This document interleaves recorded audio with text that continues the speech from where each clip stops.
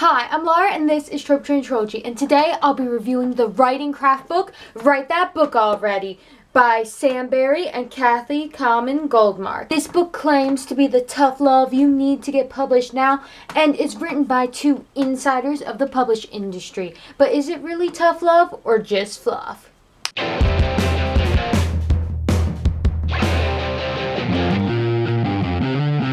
First, I'd like to thank who gave me this book. It's a really thoughtful gift and I appreciate it. So since this book claims to have tough love, I'm gonna give just as much tough love in my review. And I will say, though the foreword doesn't affect my review, it did over-exaggerate how tough love this book is.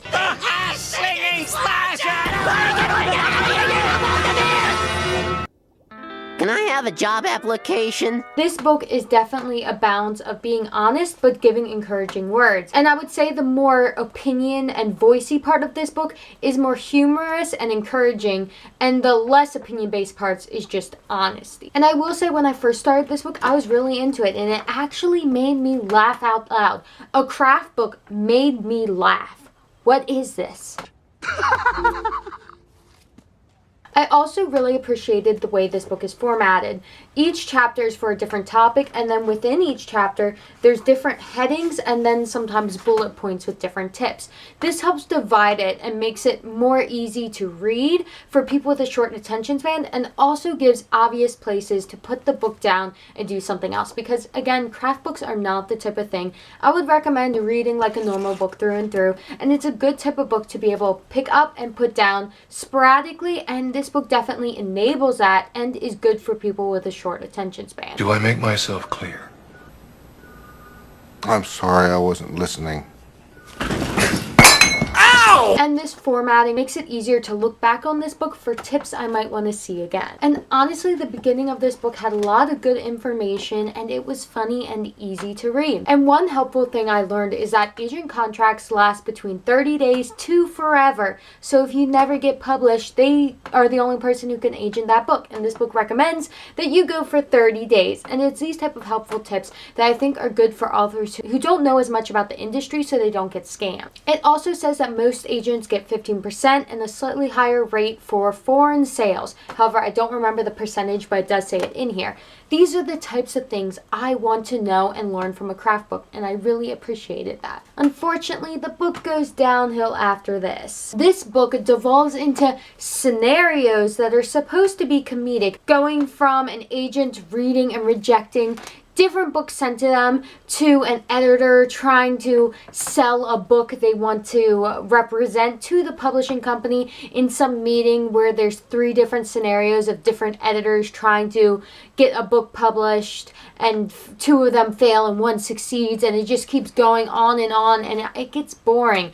It's supposed to be the behind the scenes, but it gets to the point where I'm like, I don't care that much. I don't care about this made up Bob guy who's representing this book about butter busts of presidents. Like, can you get to the point? In the beginning had fun little quips that would be called back to later in the chapter a couple times, but they were the length of a sentence. Whereas the later chapters would get into scenarios that were all meant to be a comedic scene and a joke, which I get why they wrote it to be funny, but this is a craft book. I'm not reading it to get some random characters. If a characters only get 1 scene, I am not attached to them. I'm not reading this book to get to know characters. I want it for information, and it stopped giving me information. It's like comedians who stretch a joke long after it stops being funny and forgot that there's supposed to be a punchline. Huh? You know what I mean? This book is better when it's quippy, not storytelling. This book also gives no information whatsoever on publishing contracts, and both of these authors work with publishing companies, so you think they would know something about it, but they didn't tell me anything, which is really a shame, because that's the type of thing I would like to know. Just like I loved hearing about agent contracts, I wanted to hear about publishing ones, not about Bob getting to sell a book about butter busts of presidents. But however, despite the fact that every traditionally published author has to have a publishing contract, they don't go into detail of it. But they do go into detail of book tours, which they themselves admit most authors don't have.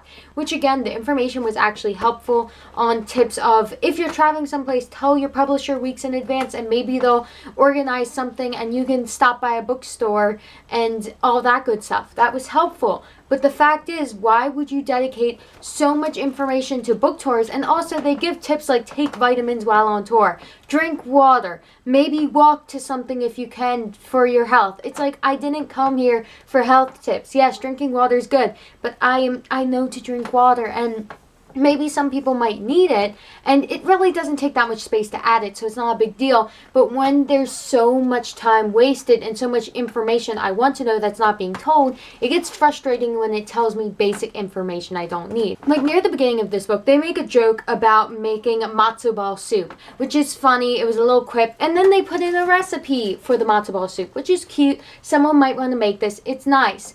But when I get to the end of the book and I realize how much of the book didn't cover that I wanted to know, it gets a little frustrating because it feels like they're just trying to bulk up the book to make it look like it has more information than it does. Also, there's an entire chapter on self-publishing, which neither author seems to know anything about, and this book would be fun if you're interested in traditional publishing, but I'd recommend just skipping the self-publishing chapter and look to someone who's actually self-published because they don't know much about it. Shut for 1 second. Real quick, shut your mouth. I needed someone Wait, to shut your work mouth. Shut your mouth. I'm sorry, what did You're you just say? coming off stupid. And also, this book is from 2010, so self-publishing has changed a lot. The only thing I liked about the self-publishing chapter is they gave a real example of a cute self-published book about dogs, which I actually would be interested in checking out. And that's one of their examples of successful self-publishing. So it's not that they completely trash it, it's just that they don't understand it and their logic doesn't fit what most self-published authors would say.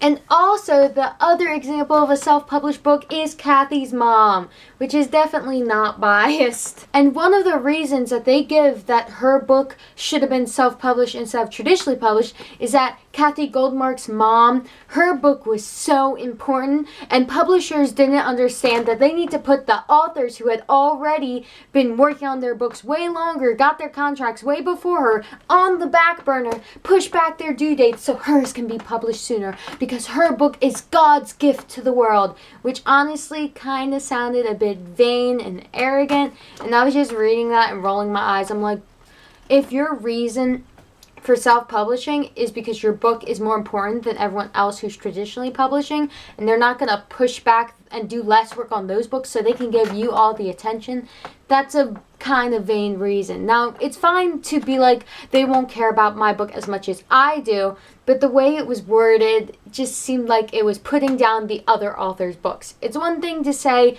you want to do your book because you're the one who'll care about it the most, but it's another thing to say that the other books aren't as important than yours. That's just kind of annoying.